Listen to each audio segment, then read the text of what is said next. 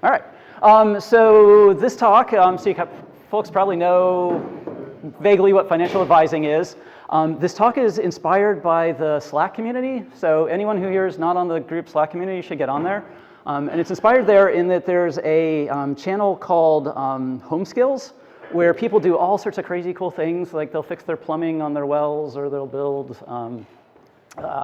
like greenhouse things. It's a really kind of cool channel. And then there's another channel called Recommendations, where people ask for advice on things that they might buy or spend money on. And I saw all the cool stuff happening over in Home Skills, all the DIY stuff there. And then I saw people asking about financial advisors on Recommendations. I put that together and said, you know, you can do it yourself too. And so put together this talk. I think we'll start with who am I? So I'm a lifelong DIY financial advisor, which is to say that I've never paid for financial advice. That is my only qualification, so and I would go on to say that no one has ever paid me for financial advice, so everything that I'm about to say, use at your own risk. Another way to think about this, imagine that I have a house, and through the whole time I've owned the house, I've done all my own plumbing. So I'm not an expert plumber. I'm just someone who's done my own plumbing, and nothing's gone wrong. So I felt confident enough to do this. So that's one way to think about it. So thanks. So the other thing, so if that's who I am, who are financial advisors for? I start off and say you don't have to be rich, and one way to think about it is these are your expenses. If this is your income, that's where financial advisors come in. So basically they're for people who make more than they spend, whatever those numbers are, and for people who want to make good decisions with the extra. So that's the place. And there are different kinds of things. There's like getting out of debt counselors and stuff like that, but this is the kind of financial advising we're going to focus on. All right, now, why would you want to do it yourself? So this isn't entirely different from, again, why you might want to do home repair stuff yourself. These are various different ways that financial advisors, there's a lot of different ways financial advisors can charge you. Commission, various retainers, assets under management, which is like however much money they're managing for you, they take a cut of that every year. And so it costs money, so like any DIY thing, if you do it yourself, you can save money. I do want to call out one in particular, the commission. So on that one, they make money, they take a percentage of every financial product you buy or sell. I would say that that's just a really bad idea. And so if you see my talk and you're like, no, I want to hire a financial advisor, advice I would give is don't get one that works on commission. That sets up a conflict of interest where they want you to be constantly selling and buying stuff because that's how they make money. That's not necessarily good for you, right? And so all the other ones, they are roughly aligned, like the assets under management, since they're taking a couple % of how much money you have, they want you to have more money, so that's kind of okay, but not the commission one. Because I think about this, like these are the costs. One of the things you do in financial advising is you think about the cost of things over time as it compounds. And so this, when I see this annual retainer of $2,000 to $7,500, I think, well, if I invested that money, how much would that be worth in, say, 30 years when I might want to retire? And I did the math for you all. And so it turns out, that amount would be between $340,000 and $1.3 million if you invested it and just got an average stock market return. I did that for all of these, and they're all based on 30 years and assuming a 10%, which is an average stock market return. And so this is all a lot of money. Some of these things look like less, like this per plan fee, but you can imagine if you did a plan every year, that's back to the same amount. Here, this hourly fee, if you needed 100 hours over the course of 30 years, which doesn't sound like that much, that would be really big money. So one reason to do DIY is you can save a lot of money. Then another reason is, so this research from Harvard Business School pointed to 1 in 12 financial advisors have been disciplined for serious misconduct. And to be clear, this is saying most financial advisors are good folks, but there's a non-zero chance that you run into someone who has some sort of misconduct. And one way is, if I go back to the plumber analogy, you can get a bad plumber, but they're not going to steal your pipes. And so it's a little bit different. And again, depending on your own sense of risk, my thought is, I can trust myself here kind of better than taking the risk here. And again, if you see the talk and you decide you want to get a financial advisor, this is to say, be really careful. Someone who just kind of approaches you that you don't know or don't know anyone who knows, that's probably a bad idea. Try and get references.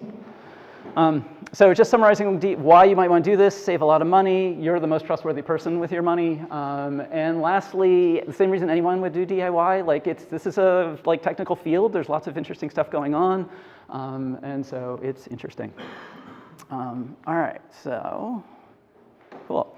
All right, so what are we going to talk about? We're going to start with getting started. How do you get started doing this? And then we're going to talk about kind of 6 different topics as we go through. We're going to start with getting started.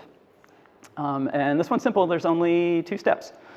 So the way you get started, and this is the way if you go work with a financial advisor, how they'll start, is they'll ask you what your goals are. I don't know how far back you can read these goals, but there's a set of kind of standard goals that most would fit into. Not all of these will make sense for you, but it's kind of pick whatever's most motivational. So if you're going to do this work, it's, and you're, essentially ultimately going to make some sort of sacrifices in terms of what you spend, you want to be motivated. And so it makes sense to figure out what you want to do. And for the most part, the game is, once you figure out what your goals are, you want to figure out how much do you need by when, and then backfill into how much do you save per month to get there, and then where's the best place to put your money. That's probably, in a nutshell, if this was a lightning talk, I might be able to be done there.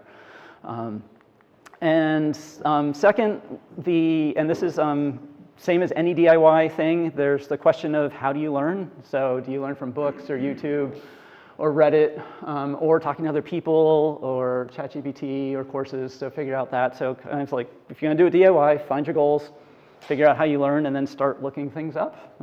That's getting started. Now, one of the things is sometimes that can be intimidating. You don't know any of the words or even quite exactly where to start. Which is why I had the 5 other topics. I'm going to kind of go through some basics of cross-cutting things that affect a lot of different goals with the rest. Starting with spending decisions. And we're going to start with why spending decisions matter. So this is a very approximate equation. But one way to think about financial things is your income minus your spending. Times your rate of return is how much wealth you're going to get and how much money you're going to have towards your goals. And I would say your income is out of scope for this talk. So if you have ways to increase your income, that's obviously good. The rate of return isn't actually that hard. We'll talk about that a little bit later. But the spending, cutting back on your spending is very hard. So we're going to, and that's the thing, basically if your spending is bigger than your income, it's not going to work. Even if you increase your income, like most people, as their income rises, their spending rises, right? So really the getting that gap between income and spending is the magic. Lots of people could make lots more than you and end up with less in the end if you figure this out. So that's why this matters. So we're going to go for some real quick how decisions are made. So the kind of naive view of it, and certainly maybe the way people decades ago would think of it is, you figure out what the facts are, you think about them, and then you make a decision. It turns out the neuroscientists who have researched this have found that's not at all how it works, and that there's actually a missing step in between. So you can gather facts, but what happens is those facts will trigger some sort of emotion on some level, and then you make a decision. And in fact, one of the things neuroscience has found is people who have some sort of damage to the part of their brains that process emotions, they act really, really normal, except they really struggle with making decisions. And so this is one of the clues to that. So to the point where it's hard to figure out which sandwich to order. So anyway, so science is very clear. Emotions play a big role in decisions. And then another way that decisions get made, kind of in the same spirit, but you probably have bumped into this, is emotions can trigger decisions. And you've probably known people who have done this, after you've had emotions and triggered the decision, then you go looking for facts, right? And very well understood, this is kind of how it works. Now, I bring these things up to say, because this matters because spending is just a bunch of decisions. Like you make a ton of decisions around spending. And so kind of the question is, if you really want to get good at this, being reflective on what emotions you have around spending. And to kind of get you started and show some examples. So savers, people who generally save more, they often are scared of running out of money. So there's, they may have been born that way, or things may have happened in their life or in their early life that led that. And just personally, my father got laid off a fair amount of times, and the kid I knew when I was youngest, my friend next door, his dad had a contracting business that, and they would have like tons of money and build a pool and go on these big vacations, and then the contracting business would crash, and they, would be struggling to figure out food. And like as a little kid, I'm like, well, that's rough. And so one of the reasons I'm standing in front of you may be very well because of those early experiences and that emotion. The other thing is, on the saver side, you can also get excited about financial freedom. Like, so, what would it mean if you didn't have to take a job you didn't want, right? Or that you could live anywhere you wanted, or all of those kinds of things. And that's an emotion people can feel that can drive them towards this. On the other side, spenders, they're excited about what they're buying, right? And they can be scared of having less or missing out. And these are emotions, and these are all, and the same thing could have, early experiences could drive that. And kind of an example, I knew this guy just out of college who was real excited about buying this real expensive motorcycle, like, borrowing money for it, their first job. And like they were so excited about the motorcycle, and then when we really kind of pushed them because it seemed like not a great idea, they were like, well, I'm only going to be young once, and like I can't just buy this when I'm 40 because I'll be married and I'll have kids, and my wife won't want me to do it, and like I've got to buy it now because if I don't do it now, I won't ever get to be a young person on a motorcycle. And that, that all was for real. There's no way we were going to talk them out of that. Though one of the things that's a side useful thing, again, if you don't do do-it-yourself financial advising, one of the things is be very aware of salespeople. Like, so salespeople understand this, right? And so they're going to try and trigger your emotions to get you to feel this way. So that's, one thing. And the other thing is if you have a spouse or a partner you share finances with, understanding that this is how it works is really useful. Like you're not going to explain to your spouse like all the facts on why some spending decisions either a good idea or a bad idea. It's kind of understanding where they're coming from emotionally is going to be better for your relationship. And in the end, they may well just do what they're going to do. All right, so that's spending decisions. And again, that's pretty foundational and important to getting any of the rest of it to work. I'm going to go on and talk about insurance. Insuring your income, and these are kind of boring topics, but getting this right is useful. So life insurance, I would say, probably most importantly, if you have kids, so it's kind of like what would happen to your kids if your income disappeared from the family is an interesting thing. We're not going to go into details, and all this is about setting you up to research, but the word term there is really important. Like term life insurance, people can sell you expensive life insurance products that I would claim aren't worth it. Term generally is, and what that means is the life insurance will only last until a certain date. And usually, for the most part, figuring out how to cover your funeral expenses, that's a much more smaller thing to undertake than figuring out how to, help the surviving spouse with the kids, right? So that's when it's usually most important and the kind that's most important.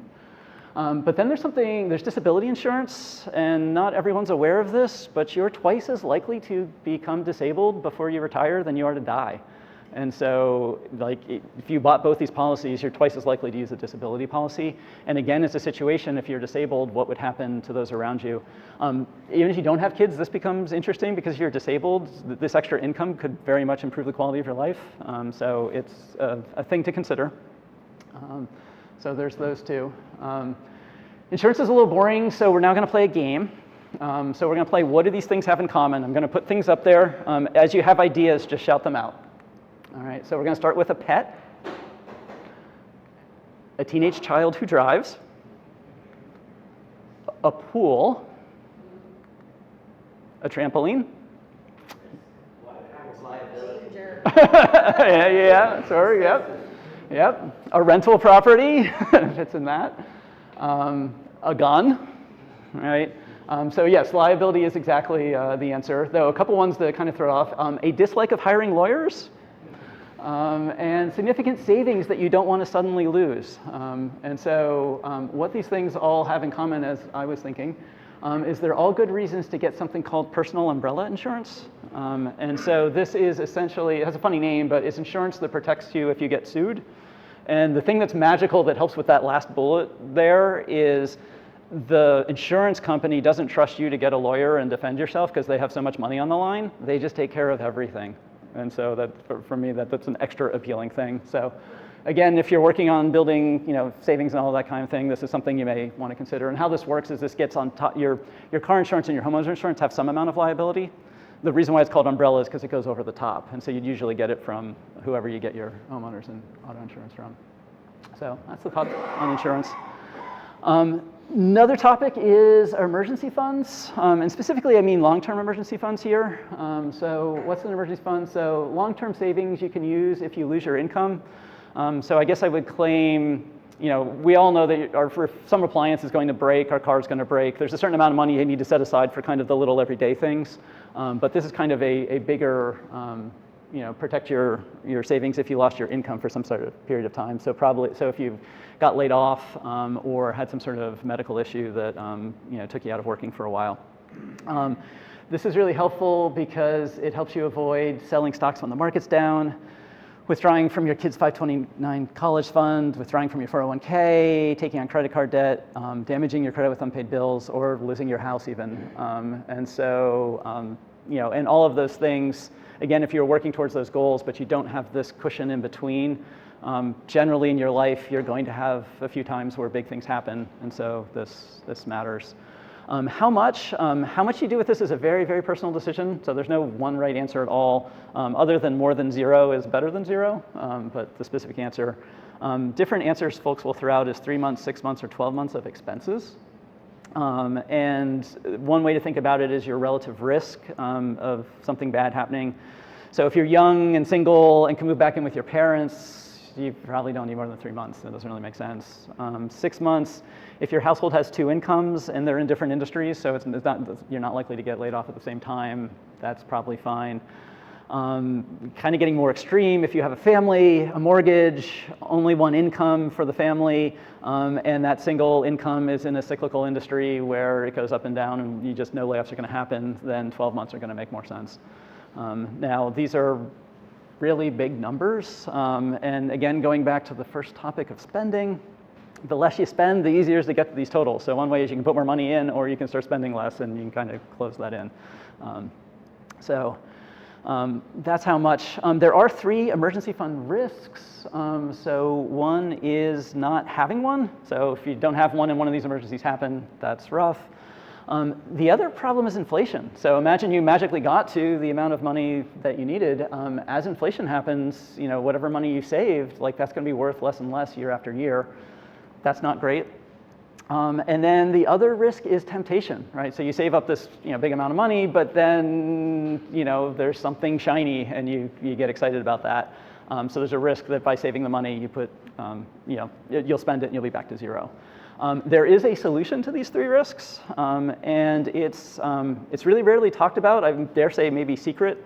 And the reason why is what I'm about to show you. There's no way for any corporation to make money off of. And so nobody's motivated to advertise it to you. And so here, as a person who doesn't get paid for financial advising, I can just tell you, right? And the answer is something called I-bonds. They are issued by the US government. And you can buy them at the website treasurydirect.gov. And they have a lot of characteristics and they're just as insured. They're as insured as any bank account you've got, so it's the federal government backing them. And so they have a lot of characteristics that make them great for emergency funds. So one is, we talked about not having one. You can set up automatic transfers into them. And so you can decide, hey, it's kind of daunting to get to an emergency fund, but how much money do you want to put across each month? And just set it up to automatically come out, and it just becomes part of what happens to your checking account. So that's a great way to get started. And the minimum is $25, and the max is $10,000 per year per person. So if you're a couple, you can get to $20,000. But if you can put $25 a month towards it, that's just a great idea. The second thing is that they beat inflation. So the I in iBonds stands for inflation, and how they work is they have an interest rate, plus every year they will figure out what the annual inflation rate is and give you that inflation rate. And so if you buy an iBond tomorrow, what they'll give you is they'll give you 1.1%, and that 1.1% changes based on, you could learn about that separately, but that 1.1%, but right tomorrow you would get 1.1% plus whatever inflation is for the next 30 years. So you buy it tomorrow, and then if inflation's 10% next year, then next year you'd get 11% interest. On the other hand, if inflation's only 1% next year, you get 2% interest. But you've more than covered inflation. And so it's this very special, there's like no other thing that does this well. So that's why I always suggest doing this. And then lastly, so the temptation thing, the great thing about iBonds is they're really clunky. And by clunky, I mean, one, they're not on your bank app. So if you put your emergency fund in with your bank, every time you get your bank app out, you're like, wow, look at how much money I have. And that will change your spending decisions. Whereas if you stick it in this dated, weird government website that you're not going to sign into, you can forget about it. And this is not bad. This is good. This is what you want, right? You want it to be there for emergencies. So that's amazing. Now, this next thing's a little more controversial, but again, I would remind you, this is intended to be your long-term emergency fund. This isn't when your refrigerator breaks or kind of small stuff like that.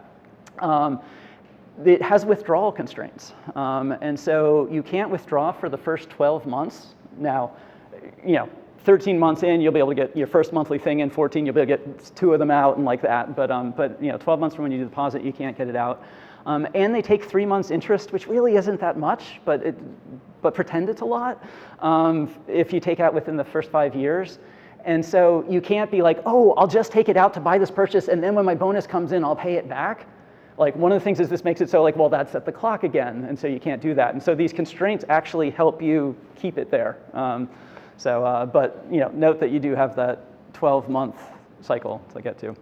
So anyway, and this, I made fun of the website, and so this is what it looks like, and so it's not responsive. It's a really interesting color scheme for the government, but when you get there, it's not a scam. That's what it really looks like. And for me, it's an example of, I think, our government money being used efficiently. Like, it's very functional. Like, you can do what you want, and they haven't updated it in maybe 30 years, and it's okay. So, all right, so that's emergency funds. Jumping on to minimizing taxes, I spend a lot of time on emergency funds. We'll go through minimizing taxes really fast. For minimizing taxes, what I'd throw out, and a lot of you probably know what a 401k is, but I'd say if you can, put in enough money to get the match, and then if you can go higher, that's great. You're going to save a lot on taxes, and your money's going to grow a lot bigger, kind of not unlike the way the fees thing worked. IRAs, if you can't do a 401k, or if you really want to put extra money in after the 401k. And then if you have kids you're saving for college, 529s, the tax advantages aren't quite as good, but they're useful, so be aware that that exists. But kind of, if the government's encouraging you to save, that's generally helpful. So that's what I'd say about minimizing taxing. And finally, investing. So at the point where you have whatever insurance, you're spending less, you've got an emergency fund, there's kind of the question of like, how are you choose what you're going to buy in your 401k or your 529. And there's countless options, so I'm just going to point you in the general direction. So I guess we'll play a little audience participations. Anybody know who this is? No? What's that? No, that's not my father. So that is John Bogle. So John Bogle is, so B-O-G-L-E, John Bogle is like probably, as a DIY, financial advisor person with your own finances, John Bogle is probably the most important person to know about. He wrote a number of books. He's kind of the thought leader in all of this. You may have heard of this, so there's his name. He's the founder of the Vanguard Group. And so again, I would point you to, if you have the choice, get your mind to the Vanguard Group, and then read about why. So these are 2 things to research quite a bit. I mentioned researching any which way that makes sense to you. So here's a very big John Bogle book that is very popular. There's also what I would call fan nonfiction. So a fan of John Bogle is a Boglehead, and Bogleheads write fan nonfiction. This one, John Bogle wrote the foreword to. So anyway, so if you're a book person, there's tons of books. If you're a Reddit person, the Bogleheads are on Reddit. If you like watching videos, there's a YouTube channel dedicated to that. Or this next one's really fun. So if you're into AI, and John Bogle is dead, he died, I don't know, maybe 10 years ago. But you can go on AI and you can ask for advice from John Bogle. Because you say hey, what would John Bogle tell me to do? And it will come out, and that's kind of brilliant. And if you really like interacting with people, there's even a Boglehead conference in San Antonio in October, if you want to go to that. So this is the way to learn. And again, investing, there's so many options that you kind of have to learn about it. But I will kind of give you the overview so it's not too cryptic about what they're after. So the big innovation of John Bogle was that you're not trying to beat the market. You're not trying to pick stocks. You're not trying to be smarter than everybody else. What you're trying to do is just match the market. Over time, the stock market goes up. It's very bumpy, but it goes up. Don't try to pick the next hottest stock. Just try and do average. And if you do average, you'll end up doing better than the people who try to hit things at the right time. And you'll do better largely by the amount you minimize expenses. The Bogleheads are a very big fan of diversifying across a lot of things. So if something goes down, you have lots of other things. Contributing monthly is an important part of it, and which you automatically would at the 401k anyway. And ultimately, all of this saving time is useful because if you had to put a lot of time into researching stocks, that's a cost, right? And so saving time is important. And so all of this points to low-cost index funds, which is what Vanguard specializes in. So that's the spirit of what's going on. Just to show you kind of what this means, in the extreme, the Bogleheads will recommend to have just a single mutual fund that you put all your money in. It happens to be that one, the Vanguard Total Stock Market Index Fund. And you could do very well by that's all you know about investing is that you put your money there. That's a very fine solution.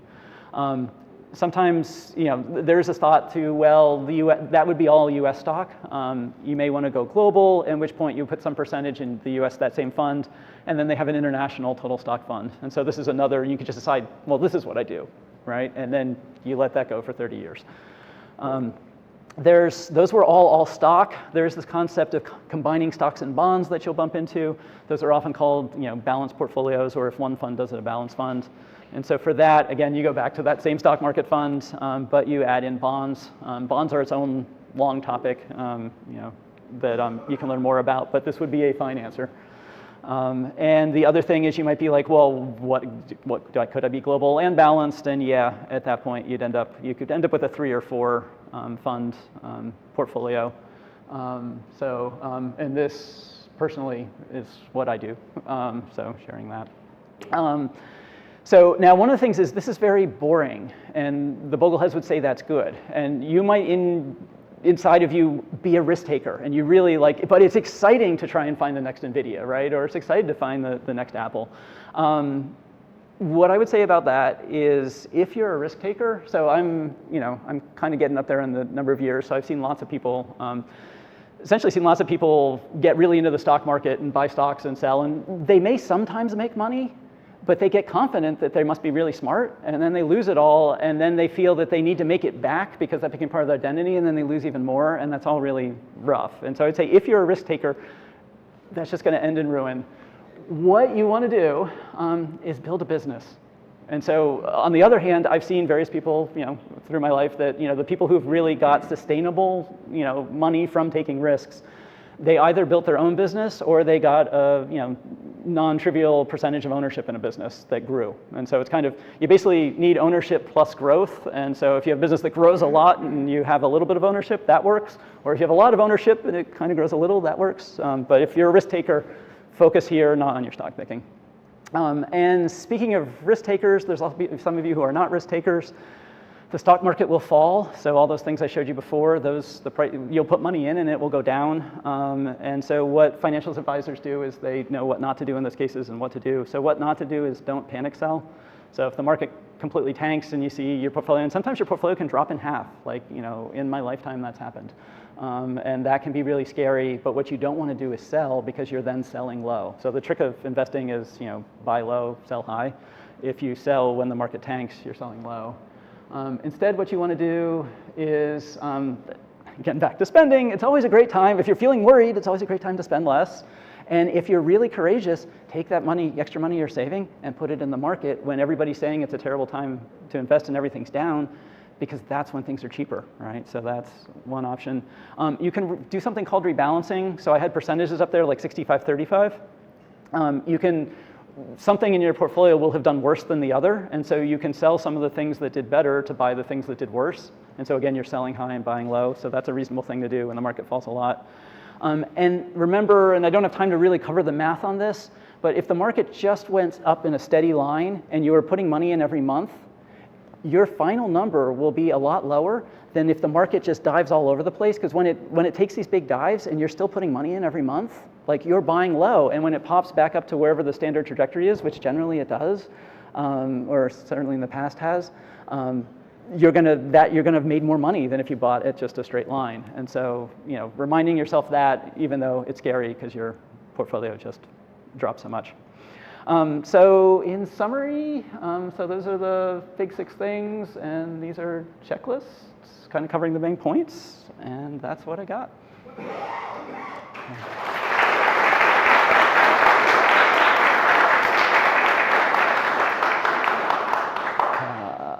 Any questions?